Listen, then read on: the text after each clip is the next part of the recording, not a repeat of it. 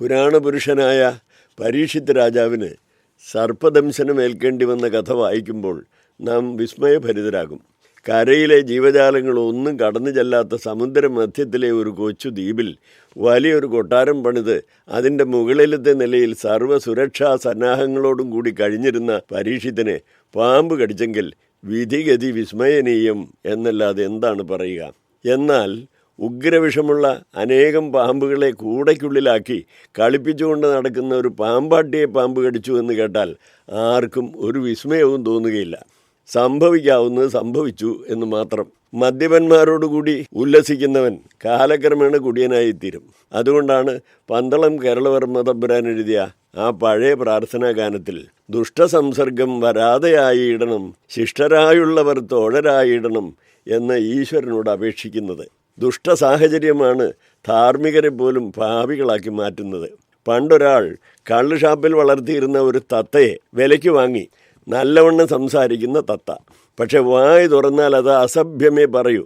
തത്തയുടെ ഈ ശീലം മാറ്റിയെടുക്കാൻ എന്തു വഴിയെന്ന് ആലോചിച്ചു കൊണ്ടിരുന്നപ്പോൾ സമീപ പ്രദേശത്ത് ഒരു സന്യാസ ആശ്രമത്തിൽ നന്നായി സംസാരിക്കുന്ന ഒരു തത്തയുണ്ടെന്ന് കേട്ടു.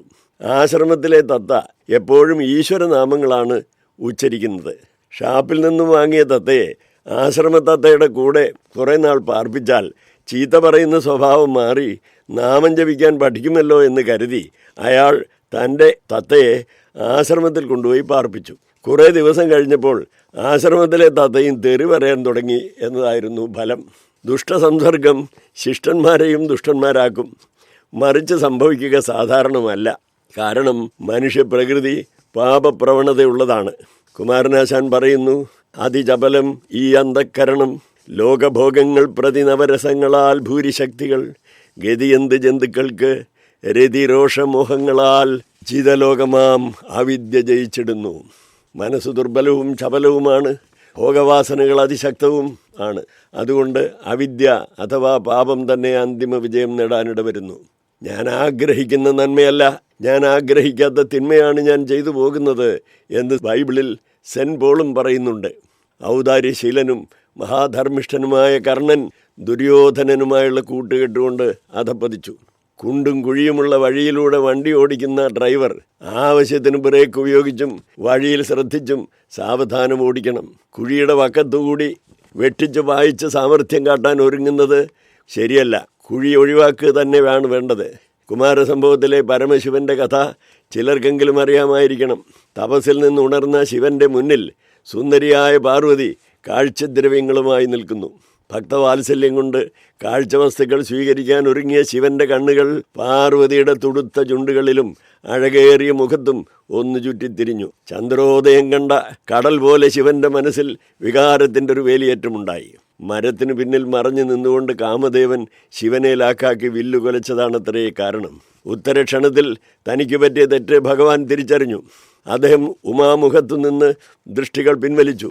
പാപങ്ങൾക്കെല്ലാം പ്രഥമ കാരണം കണ്ണാണല്ലോ. പ്രലോഭനഹേതു അദ്ദേഹം കണ്ടെത്തി. കാമദേവനെ ലലാട നേത്രാഗ്നിയിൽ ചുട്ടരിച്ചു. മാത്രമല്ല, ഇനിയും ഈ സ്ത്രീയുടെ സമീപത്ത് നിൽക്കുന്നത് തൻ്റെ ബ്രഹ്മചര്യനിഷ്ഠയ്ക്ക് ആപത്ത് വരുത്തിയേക്കും എന്ന് തിരിച്ചറിവുണ്ടായി അദ്ദേഹം പാർവതിയുടെ ഉപചാരവാക്കുപോലും പറയാതെ തൻ്റെ ഭൂതഗണങ്ങളെയും വിളിച്ചുകൊണ്ട് സ്ഥലം വിട്ടു. സ്ത്രീ സന്നികർഷം പരിഹർത്തുമിച്ഛൻ തിരോധേ ഭൂതപതി സഭൂത എന്നാണ് കാളിദാസൻ പറയുന്നത്. തുടർന്നുള്ള കഥ ഇവിടെ പ്രസക്തമല്ല. പാപത്തിൽ വീഴാതിരിക്കണം എന്നുണ്ടെങ്കിൽ പാപ സാഹചര്യങ്ങളെ ഒഴിവാക്കണം, ഇന്ദ്രിയങ്ങളെ നിയന്ത്രിക്കണം, ദുഷ്ടക്കൂട്ടുകെട്ട് വർജിക്കണം. പാമ്പിനെയും കൊണ്ട് നടക്കുന്നവനെ എന്നെങ്കിലും പാമ്പ് കടിക്കും എന്ന് തീർച്ചയാണ്. അതിൽ സഹതപിക്കാൻ ആരും ഉണ്ടാവുകയില്ല.